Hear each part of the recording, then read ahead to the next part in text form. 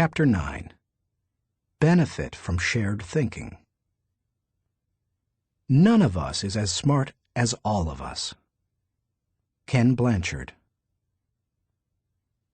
Good thinkers, especially those who are also good leaders, understand the power of shared thinking. They know that when they value the thoughts and ideas of others, they receive the compounding results of shared thinking and accomplish more than they ever could on their own. Those who participate in shared thinking understand the following. 1. Shared thinking is faster than solo thinking. We live in a truly fast-paced world. To function at its current rate of speed, we can't go it alone. I think the generation of young men and women just entering the workforce sense that very strongly. Perhaps that is why they value community so highly, and are more likely to work for a company they like than one that pays them well. Working with others is like giving yourself a shortcut. If you want to learn a new skill quickly, how do you do it? Do you go off by yourself and figure it out? Or do you get someone to show you how? You can always learn more quickly from someone with experience, whether you're trying to learn how to use a new software package, develop your golf swing, or cook a new dish. 2. Shared thinking is more innovative than solo thinking. We tend to think of great thinkers and innovators as soloists. But the truth is that the greatest innovative thinking doesn't occur in a vacuum. Innovation results from collaboration. Albert Einstein once remarked, "Many times a day, I realize how much my own outer and inner life is built upon the labors of my fellow men, both living and dead, and how earnestly I must exert myself in order to give in return as much as I have received." Shared thinking leads to greater innovation, whether you look at the work of researchers Marie and Pierre Curie, surrealists Luis Buñuel and Salvador Dali, or songwriters John Lennon and Paul McCartney. If you combine your thoughts with the thoughts of others, you will come up with thoughts you've never had. 3. Shared thinking brings more maturity than solo thinking. As much as we would like to think that we know it all, each of us is probably painfully aware of our blind spots and areas of inexperience. When I first started out as a pastor, I had dreams and energy, but little experience. To try to overcome that, I attempted to get several high-profile pastors of growing churches to share their thinking with me. In the early 1970s, I wrote letters to the 10 most successful pastors in the country, offering them what was a huge amount of money to me at the time, $100, to meet me for an hour so that I could ask them questions. When one said yes, I'd visit him. I didn't talk much, except to ask a few questions. I wasn't there to impress anyone or satisfy my ego. I was there to learn. I listened to everything he said, took careful notes, and absorbed everything I could. Those experiences changed my life. You've had experiences I haven't, and I've had experiences you haven't. Put us together, and we bring a broader range of personal history, and therefore maturity, to the table. If you don't have the experience you need, hook up with someone who does. 4. Shared thinking is stronger than solo thinking. Philosopher-poet Johann Wolfgang von Goethe said, "To accept good advice is but to increase one's own ability. 2 heads are better than one when they are thinking in the same direction. It's like harnessing 2 horses to pull a wagon. They are stronger pulling together than either is individually. But did you know that when they pull together, they can move more weight than the sum of what they can move individually? A synergy comes from working together. That same kind of energy comes into play when people think together." 5. shared thinking returns greater value than solo thinking. Because shared thinking is stronger than solo thinking, it's obvious that it yields a higher return. That happens because of the compounding action of shared thinking. But it also offers other benefits. The personal return you receive from shared thinking and experiences can be great. Clarence Francis sums up the benefits in the following observation. I sincerely believe that the word relationships is the key to the prospect of a decent world. It seems abundantly clear that every problem you will have, in your family, in your work, in our nation, or in this world, is essentially a matter of relationships, of interdependence. 6. Shared thinking is the only way to have great thinking. I believe that every great idea begins with 3 or 4 good ideas. And most good ideas come from shared thinking. Playwright Ben Jonson said, "He that is taught only by himself has a fool for a master." When I was in school, teachers put the emphasis on being right and on doing better than the other students, rarely on working together to come up with good answers. Yet all the answers improve when they make the best use of everyone's thinking. If we each have one thought, and together we have 2 thoughts, then we always have the potential for a great thought. How to encourage the participation of shared thinking. Some people naturally participate in shared thinking. Anytime they see a problem, they think, "Who do I know who can help with this?" Leaders tend to be that way. So do extroverts. However, you don't have to be either of those to benefit from shared thinking. Use the following steps to help you improve your ability to harness shared thinking. 1. Value the ideas of others. First, believe that the ideas of other people have value. If you don't, your hands will be tied. How do you know if you truly want input from others? Ask yourself these questions. Am I emotionally secure?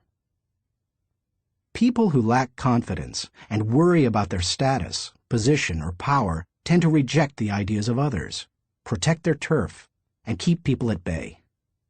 It takes a secure person to consider others' ideas. Years ago, an emotionally insecure person took a key position on my board of directors. After a couple of meetings, it became obvious to the other board members that this individual would not positively contribute to the organization. I asked a seasoned leader on the board, "Why does this person always do and say things that hinder our progress?" I'll never forget his reply. Hurting people hurt people. Do I place value on people? You won't value the ideas of a person if you don't value and respect the person himself or herself. Have you ever considered your conduct around people you value versus those you don't? Look at the differences. If I value people, I want to spend time with them. If I don't value people, I don't want to be around them. If I value people, I listen to them. If I don't value people, I neglect to listen. If I value people, I want to help them. If I don't value people, I don't offer them help. If I value people, I am influenced by them. If I don't value people, I ignore them. If I value people, I respect them. If I don't value people, I am indifferent. Do I value the interactive process? A wonderful synergy often occurs as the result of shared thinking. It can take you places you've never been. Publisher Malcolm Forbes asserted, "Listening to advice often accomplishes far more than heeding it." I must say, I didn't always value shared thinking. For many years, I tended to withdraw when I wanted to develop ideas. Only reluctantly did I work on ideas with others. When a colleague challenged me on this, I started to analyze my hesitancy.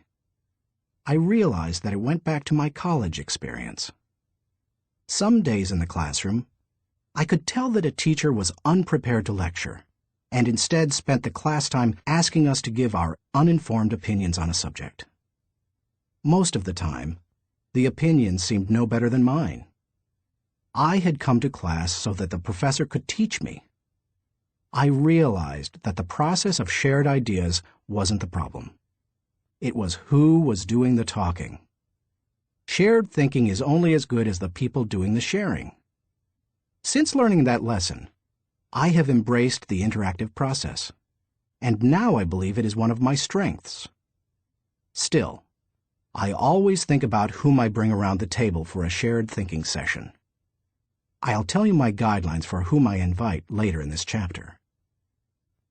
You must open yourself up to the idea of sharing ideas before you will engage in the process of shared thinking. 2. Move from competition to cooperation.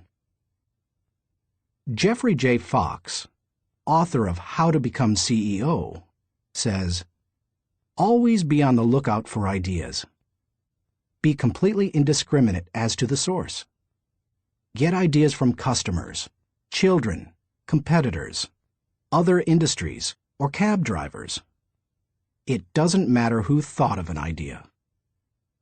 A person who values cooperation desires to complete the ideas of others, not compete with them. If someone asks you to share ideas, focus on helping the team, not getting ahead personally.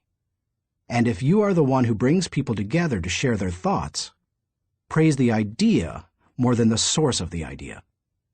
If the best idea always wins, rather than the person who offered it, then all will share their thoughts with greater enthusiasm. 3. Have an agenda when you meet. I enjoy spending time with certain people, whether we discuss ideas or not. My wife Margaret, my children, my grandchildren, my parents. Though we often do discuss ideas, it doesn't bother me if we don't. We are family. When I spend time with nearly anyone else in my life, however, I have an agenda. I know what I want to accomplish.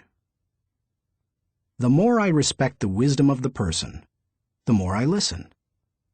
For example, when I meet with someone I'm mentoring, I let the person ask the questions, but I expect to do most of the talking. When I meet with someone who mentors me, like Bill Bright, I mostly keep my mouth shut. In other relationships, the give and take is more even. But no matter with whom I meet, I have a reason for getting together, and I have an expectation for what I'll give to it and get from it. That's true whether it's for business or pleasure. 4. Get the right people around the table. To get anything of value out of shared thinking, you need to have people around the table who bring something to the table. As you prepare to ask people to participate in shared thinking, use the following criteria for the selection process.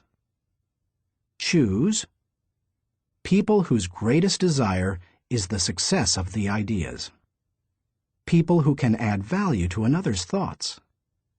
People who can emotionally handle quick changes in the conversation. People who appreciate the strengths of others in areas where they are weak. People who understand their place of value at the table. People who place what is best for the team before themselves. People who can bring out the best thinking in the people around them. People who possess maturity, experience, and success in the issue under discussion. People who will take ownership and responsibility for decisions. People who will leave the table with a we attitude, not a me attitude. Too often we choose our brainstorming partners based on feelings of friendship or circumstances or convenience. But that doesn't help us to discover and create the ideas of the highest order. Who we invite to the table makes all the difference. 5. Compensate good thinkers and collaborators well. Successful organizations practice shared thinking. If you lead an organization, department, or team, then you can't afford to be without people who are good at shared thinking. As you recruit and hire, look for good thinkers who value others, have experience with the collaborative process, and are emotionally secure. Then, pay them well, and challenge them to use their thinking skills and share their ideas often. Nothing adds value like a lot of good thinkers putting their minds together. No matter what you're trying to accomplish, you can do it better with shared thinking. That is why I spend much of my life teaching leadership. Good leadership helps to put together the right people at the right time for the right purpose so that everybody wins. All it takes is the right people and a willingness to participate in shared thinking. Thinking question. Am I consistently including the heads of others to think over my head and achieve compounding results? Chapter 10. Practice unselfish thinking.